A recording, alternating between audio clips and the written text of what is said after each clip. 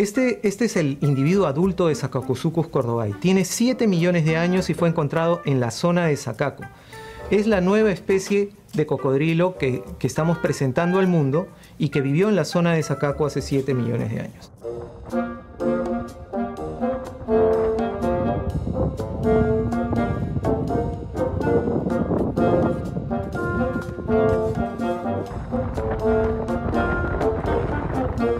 Sakakosuchus cordobai no está tan cercanamente emparentado con Piscogavialis, con el que convivió, y sus parientes más cercanos se encuentran en África y Europa, lo que indica que este animal debe haber atravesado el océano Atlántico probablemente hasta las costas de Sudamérica para poder llegar hasta acá.